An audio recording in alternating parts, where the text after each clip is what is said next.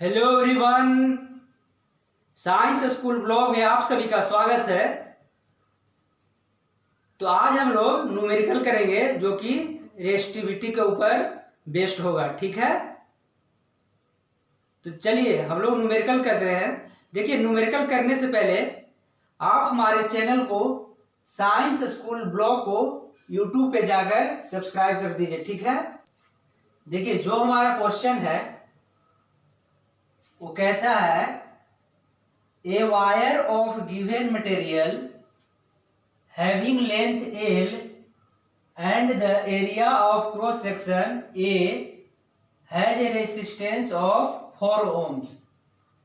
What would be the resistance of another wire of the same material having length L by 2 and the area of cross section 2A।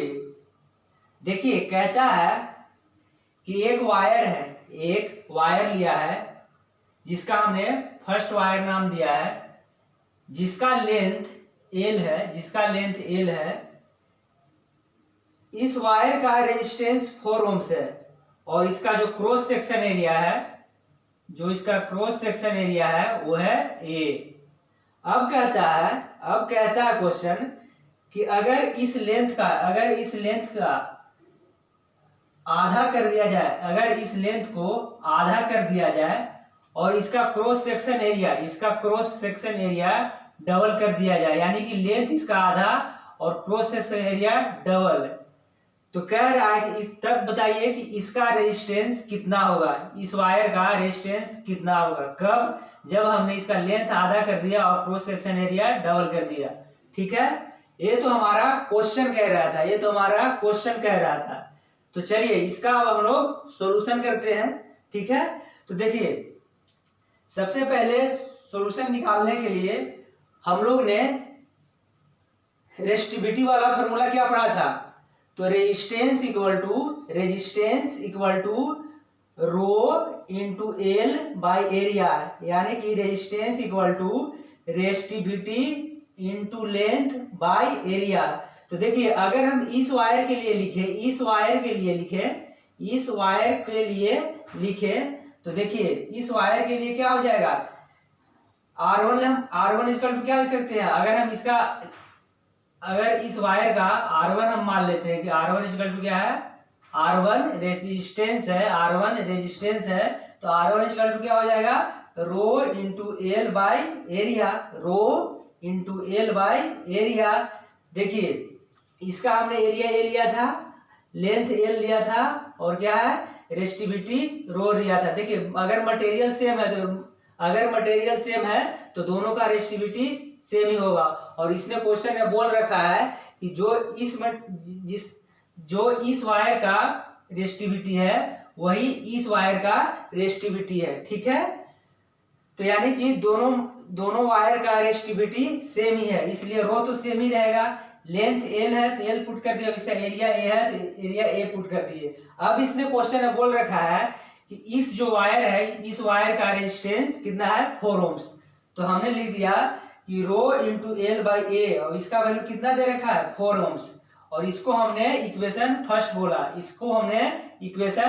बोला। देखिए हमसे इस wire का resistance पूछा है, तो मान लेते हैं कि इसका रेजिस्टेंस R2 है। क्या है, R2 है।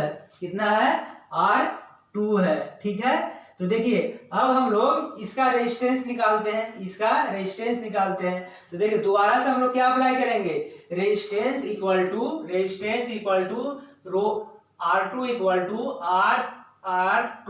टू देखिए इसका हमने रेजिस्टेंस R2 लिया है, तो R2 equal to rho into L by area. अब देखिए रो तो सेम ही है, जो मटेरियल इसका है वही मटेरियल इसका भी है, तो रो तो सेम ही रहेगा।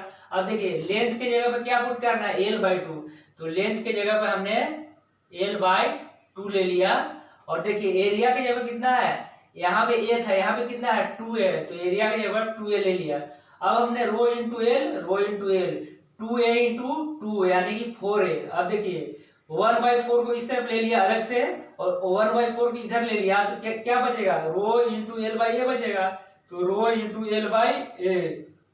अब देखिए रो इंटू एल बाई ए का वैल्यू कितना है, रो इंटू एल बाई ए का वैल्यू 4 ओम्स है। कैसे, इक्वेशन फर्स्ट से। तो देखिए रो इंटू एल बाई ए का वैल्यू हमने 4 ओम्स पुट कर दिया, 4 ओम्स पुट कर दिया कहाँ से, फ्रॉम इक्वेशन फर्स्ट से। तो देखिए 1/4 इंटू 4 ओम्स, तो 4 से 4 कट गया, कितना बचा 1 ओम्स। तो इसका मतलब कि इस जो वायर है, ये जो वायर है इसका रेजिस्टेंस कितना आ गया, 1 ओम्स आ गया। 1 ओम्स आ गया कब, जब इसका हम लोग एरिया डबल किए थे और लेंथ आधा किए थे। दोनों ही वायर का मटेरियल सेम है, ठीक है। तो चलिए इसी के साथ हमारा रेजिस्टिविटी के ऊपर न्यूमेरिकल खत्म हो चुका है, ठीक है। आगे हम लोग न्यू टॉपिक लेके आएंगे, तब तक आप वीडियो देखते रहिए और शेयर करते रहिए, ठीक है। और आप सबसे रिक्वेस्ट है कि हमारे चैनल को सब्सक्राइब कर दीजिए। किसको, साइंस स्कूल ब्लॉग को यूट्यूब पे जाकर सब्सक्राइब कर दीजिए, ठीक है। तो चलिए मिलते हैं नेक्स्ट वीडियो में, तब तक आप देखते रहिए और शेयर करते रहिए।